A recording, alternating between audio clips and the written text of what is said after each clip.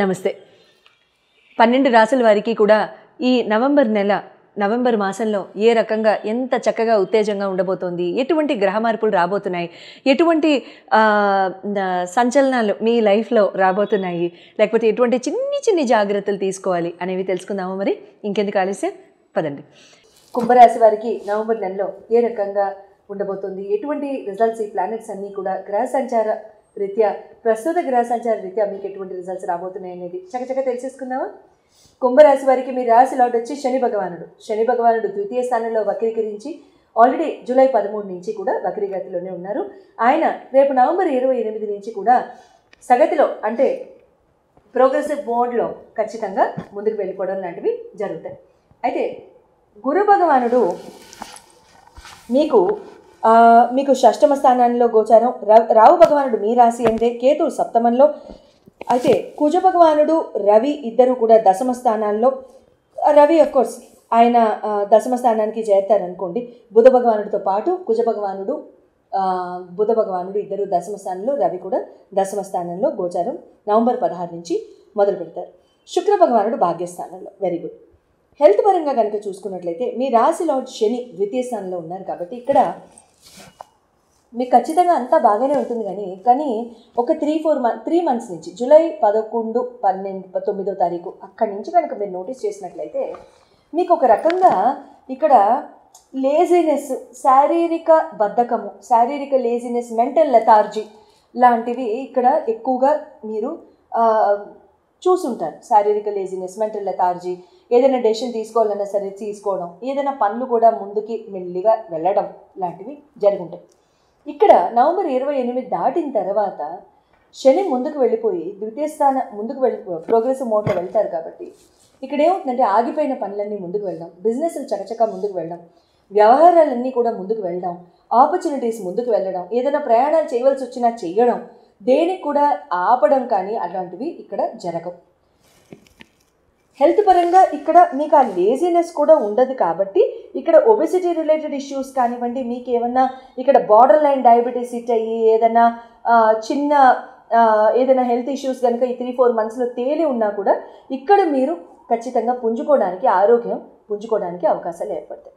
Education and love పరంగా కనుక చూసుకున్నట్లయితే బుధ భగవానుడు మీ పంచమాధిపతి దశమ స్థానంలో గోచారం చేయడం.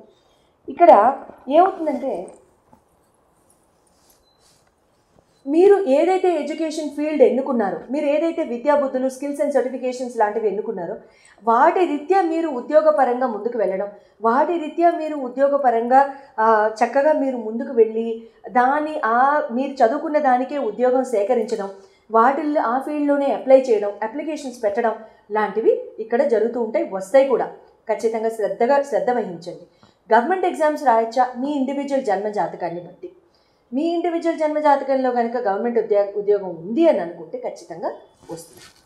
ఈ టైంలో మాకు ఉందే అన్నారు కానీ ఈ టైంలో మేము రాస్తే వస్తుందా, రావడానికి అవకాశం ఉంది. అయితే ఇక్కడ ప్రేమ వ్యవహారం కనుక చూసుకున్నట్లయితే ఇక్కడ మీకు అంటే అంటాం కదా, life partner is like a spine అని. అంటే జీవిత భాగస్వామి, లేకపోతే జీవిత భాగస్వామి అయ్యే అర్హత ఉన్న వాళ్ళు మన వెన్నుపూస లాంటి వాళ్ళు, లేదా వాళ్ళు మన ధైర్యం అని అంటాం కదా. సో ఆ పర్టిక్యులర్ ధైర్యము మీరు చక్కగా, అంటే హిందీలో మహసూస్ కర్నా అంటారు, అంటే దాన్ని అనుభవిస్తారు, అంటే దాన్ని చవి చూడడం లాంటివి. I'm sorry if I use wrong word, అది తప్పు అనుకుంటే కమెంట్స్లో please let me know the right word. అది మీరు అనుభవించడం, అది మీకు ఎక్స్పీరియన్స్లోకి రావడం లాంటివి జరుగుతూ ఉంటాయన్నమాట. అంటే జీవిత భాగస్వామి యొక్క సలహాలు, సూచనలు మీరు మీ ఎదుగుదలకి, మీ ప్రొఫెషనల్ గ్రోత్కి, మీ పర్సనల్ గ్రోత్కి, మీ రొమాంటిక్ లైఫ్ గ్రోత్కి, మీ ఎడ్యుకేషన్ గ్రోత్కి, అన్నిటికీ గ్రోత్. మనిషి అంటే ఏంటి, అన్ని స్పియర్స్లో మనం ఏది చేస్తే అది మనకు ఒక స్పియర్ అయిపోయి కూర్చుంటుంది లైఫ్లో, అంతే కదా. మేము ఉన్నాము, ఆడవాళ్ళం, మేము వంట చేస్తాము, ఏదో ప్రొఫెషన్లో ఉంటే ఉంటాము, దాంతోపాటు ఇంకేంటో ఉంటాము, దానితోపాటు ఇంకేంటో ఉంటాం. మాకు 10 టోపీలు ఉంటాయి రోజుకి. ఆ 10 టోపీలు మారుస్తూనే ఉంటాం రోజులో, ఏ ఒక్క టోపీ వదిలేయడానికి లేదు, అంతేనా. So we wear different hats. So ఆ రకంగా ఎలా ఉంటుంది అని అంటే ఇక్కడ ఆ అన్ని స్పియర్స్ ఆఫ్ లైఫ్లో మీ జీవిత భాగస్వామి యొక్క సలహా సూచనలు మీరు పొందడానికి అవకాశం. కెరీర్ అండ్ బిజినెస్ పరంగా, మ్యారేజ్ పరంగా రవి భగవాన్ నుండి కనుక మనం చూసుకున్నట్లయితే ఆయన దశమంలో ఉన్నారు కాబట్టి సేమ్ హియర్ అగైన్ మీకు ఇక్కడ భర్త యొక్క రెఫరెన్స్, ఫాదర్ యొక్క రెఫరెన్స్, ఫాదర్ యొక్క సలహా సూచనలు పాటించి, లేకపోతే బాస్తో మీ వైవాహిక జీవితము, ఫాదర్తో వైవాహిక జీవితము డిస్కస్ చేయడం, ఫాదర్ వైవాహిక జీవితంలో మీకు సలహా సూచనలు ఇవ్వడం, ఒక ఆశీర్వచనం ఇవ్వడం, బ్లెస్సింగ్ ఇవ్వడం, వాళ్ళ సలహా సూచనలతో మీరు ముందుకు వెళ్ళడం లాంటివి ఇక్కడ ఖచ్చితంగా జరిగి తీరుతాయి. కెరీర్ అండ్ బిజినెస్ పరంగా కనుక చూసుకున్నట్లయితే నవమ దశమాధిపతులు మీకు శుక్ర కుజులు అవుతారు. శుక్ర కుజులు ఇక్కడ మీకు ఏమవుతుందంటే మంచిదే, వాక్కును ఉపయోగించి ఉద్యోగం చేసేవాళ్ళు కానీ, సర్వీస్ చేసేవాళ్ళు కానీ, బిజినెస్ చేసేవాళ్ళు కానీ కంఠాన్ని ఉపయోగించి singers, classical singers, normal singers etcetera, filmy singers, anybody, మీ అందరికీ కూడా చాలా చాలా బాగుంటుంది. If you trying out for different opportunities please go ahead. At the same time ఇక్కడ మీకు డాక్టర్స్కి కానివ్వండి, లేకపోతే బ్యూటీ ఆర్టిస్ట్కి కానివ్వండి కూడా చాలా చాలా బాగుంటుంది. Luxury items, luxury accessories, clothes and accessories ఇటువంటివి అమ్మే వాళ్ళకు కూడా చాలా చాలా బాగుంటుంది. కుజ భగవానుడు కూడా ఇక్కడ దశమాధిపతి మీ కుజుడు అవుతారు కాబట్టి, కుజుడు దశమాన్నే ఉన్నారు కాబట్టి డిఫెన్స్ ఎగ్జామ్స్ రాసేవాళ్ళు, పోలీస్ డిపార్ట్మెంట్ ఎగ్జామ్స్ రాసేవాళ్ళు ఈ టైంలో ఏమైనా స్కెడ్యూల్ ఉంటే, గవర్నమెంట్ ఎగ్జామ్ స్కెడ్యూల్ ఈ టైంలో కనుక December 15th లోపు ఎగ్జామ్స్ ఉంటే మీరు చక్కగా ఫ్లయింగ్ కలర్స్లో పాస్ అవ్వడానికి సంపూర్ణ అవకాశాలు ఉంటాయి. Provided we have studied since years underline.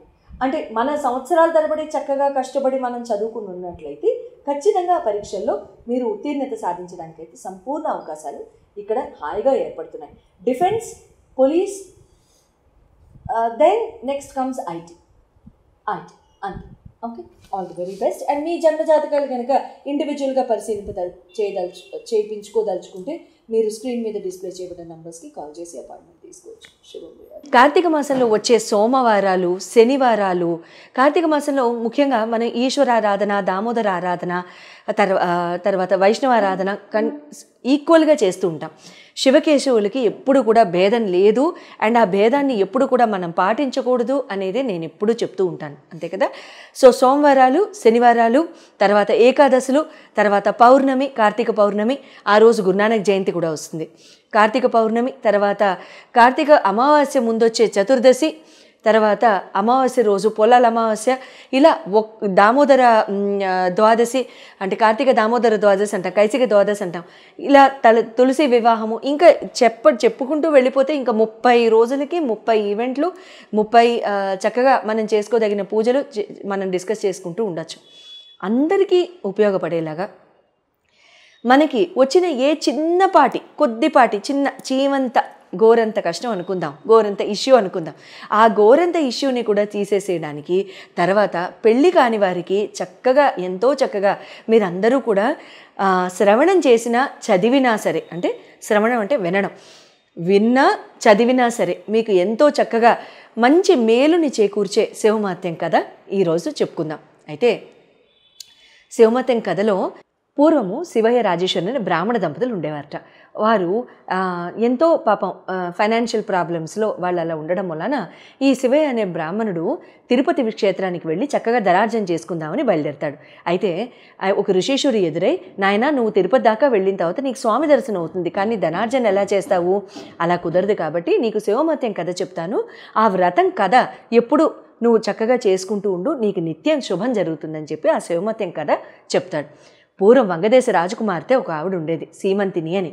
ఆ సీమంతినికి ఒకరోజు ఒక ఋషీశ్వరి భార్య మైత్రేయి అని ఆవిడ ఆ వనంలో ఆ అమ్మాయి అందరూ చెలికత్తలందరూ తిరుగుతుండగా పూలు ఏరుకుంటూ ఉండగా ఆవిడ ఏం చెప్తుందంటే ఈ శివమహత్యం కథ అంతా ఆ అమ్మాయికి చక్కగా చెప్పి వినిపించి కథ విధానం అంతా చెప్పి చక్కగా ఇలా పూజ చేసుకోమ్మా, శివుడికి పార్వతీదేవికి పూజ చేసుకుని తెల్లటి పుష్పాలతో అర్చించు, చక్కగా ఆ కథ అంతా చదువుకున్న తర్వాత అక్షంతలు వేసుకో తల్లి అని కథ చెప్తుంది. కథ చెప్పిన తర్వాత ప్రతి సోమవారం కూడా సీమంతిని చాలా చక్కగా విధి విధానాలతో పూజ అంతా చేస్తుంది. చంద్రవల్కుడు అనే మహారాజుకి ఇచ్చి సీమంతిని వివాహం చేస్తారు. అయితే ఆ చంద్రవల్కుడు తో వివాహం అయిన కొంతకాలానికి ఆ రాజకుమారుడు ఏం చేస్తాడు, స్నేహితులతో కలిసి యమునా నదిలో నదీ తీరాన నదిలో నావపై బయలుదేరతాడు. నదిలో నావపై బయలుదేరిన రాజకుమారుడికి ఒకసారి ఏమవుతుంది, నావ తిరగబడిపోయి నదిలో రాజకుమారులందరూ కూడా మునిగిపోతారు. ఈ నదిలో మునిగిపోయిన రాజకుమారులందరినీ కూడా తక్షకుడు, నాగలోకానికి చెందిన తక్షకుడు యొక్క ఈ మహారాజు యొక్క ఈ ఆ దేశానికి చెందిన నాగకన్యలందరూ కూడా ఇతన్ని పట్టుకుని, ఆ రాజకుమారులందరినీ పట్టుకుని తక్షకుడి వద్ద తీసుకెళ్తారు. తక్షకుడు తన దివ్య దృష్టితో ఈ జరిగిన వృత్తాంతం అంతా తెలుసుకుని ఆయన ఏం చేస్తారు, వీళ్ళ రాజకుమారులందరినీ మనలతో సత్కరించి చక్కగా వాళ్ళకి నాగలోక సౌందర్యాన్ని అంతా తిలకింపజేస్తాడు. నాగలోక సౌందర్యాన్ని తిలకిస్తూ వీళ్ళు ఏం చేస్తారు, ఆ పనిలో పడిపోయి పూర్తిగా లేట్ అయిపోయి మైమరిచిపోతారు ఈ రాజకుమారులు. ఈలోగా ఏమవుతారు, దాయాదులు బయలుదేరుతారు. దాయాదులు అంటే ఎవరు, రాజ్యాన్ని అపహరించి, వీళ్ళ రాజ్యాన్ని అపహరించి ఆ చెరసాల్లో పెట్టేస్తారు ఈ రాజకుమారి యొక్క తల్లి తండ్రిని. సీమంతిని కూడా పాపం అన్నీ కోల్పోయి ఆ చెలికత్తలతో నదీ స్నానానికి వెళ్ళి పాపం దిక్కుతోచిన దానిలాగా ఉంటుంది. ఒకరోజు బొట్టు కూడా లేకుండా నదీ తీరానికి వెళ్ళి అక్కడ స్నానం చేసి వస్తుంటే ఈలోగా ఈ సీమంతిని చేసిన కథకి శివుడు ప్రసన్నమై శివుడు కల్లో కనిపించి చెప్తాడు ఈ అమ్మాయికి, నాన్న నీ భర్త వస్తున్నాడు, నువ్వు భయపడకు, చక్కగా పూజ చేసుకోని. ఈలోగా రాజకుమారుడికి జ్ఞానోదయమై శివుడు దయ వల్ల తక్షకుడికి చెప్తాడు, మా వాళ్ళందరూ ఎంత ఇబ్బంది పడుతున్నారో, నేనేమో ఇక్కడే ఉండిపోయాను, నేను ఇంకా బయలుదేరుతానండి అని చెప్పి నమస్కారం చేసుకుని తక్షకుడు అమృత భాండం ఇస్తాడు. నీకు, నీ భార్యకి, నీ కుటుంబానికి కూడా ఎప్పుడూ కూడా ఏమాత్రం లోటు ఉండదు. అమృతం అంటే ఏంటి, ఇంకా ఆల్మోస్ట్ ఇంకా మరణం లేనట్టే. ఆ భాండం తీసుకుని అమృత కుండంతా తీసుకుని తక్షకుడు బయలుదేరతాడు. నది తీరం దాకా చేరేసరికి బొట్టు లేకుండా ఉన్న సీమంతిని చూసి తక్షకుడు అసలు గుర్తే పట్టకుండా సీమంతిని కూడా భర్తను గుర్తుపట్టదు. జరిగిన వృత్తాంతం అంతా మాయావి రూపంలో తక్షకుడిని తలుసుకుని మాయా వేషం వేసి జరిగిన వృత్తాంతం అంతా తెలుసుకుంటాడు. వెళ్ళి, తల్లి నీ భర్త 3వ రోజుకి తిరిగి వస్తాడు అని భర్తే భార్యకి ధైర్యం చెప్పి, మాయావేషంలో ఉన్నాడు కదా, సో భార్య కూడా గుర్తుపట్టదు. వెళ్ళిపోయి దాయాదులందరికీ హెచ్చరిక పంపిస్తాడు, నేను ఇలా తిరిగి వచ్చేసాను, మీరు రాజ్యం వదిలేసి వెళ్ళిపోండి, మీరు కనుక రాజ్యం వదలకుండా వెళ్ళిపోతే యుద్ధానికి సిద్ధం కండి అని. అప్పుడు వాళ్ళందరూ కూడా భయపడిపోయి వెళ్ళిపోతారు. ఆ వెళ్ళిపోయింది వాళ్ళు అట్లా వెళ్ళిపోతారు కదా. ఈలోగా చెరసాల నుంచి తల్లిదండ్రిని విడిపించుకుంటాడు.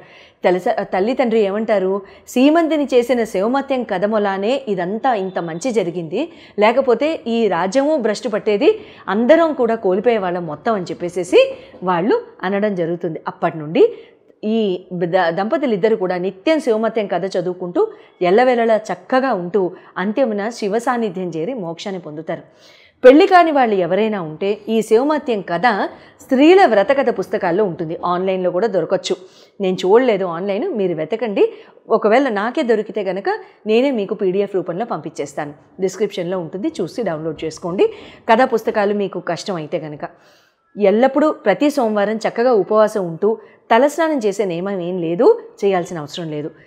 సో ఉపవాసం ఉంటూ సాయంత్రం పూట దీపం పెట్టుకుని, శివాలయంలో అయినా పర్వాలేదు, ఇంట్లో అయినా పర్లేదు, ఆవునేతో దీపం పెట్టుకుని కథ చదువుకుని అక్షంతలు వేసి శివపార్వతులకి నమస్కరించుకుని బెల్లం ముక్క అయినా సరే, మీరు ఏమాత్రం ఏ నివేదన చేయలేకపోతే బెల్లం ముక్క అయినా నివేదించండి, చక్కగా ఈ పూజ చేసుకోండి. ఎంతో నమ్మకంతో చెప్తున్నాను, ఖచ్చితంగా వివాహం కాని వాళ్ళకు కూడా వివాహం అయిపోతాయి. శుభం భూయాత్.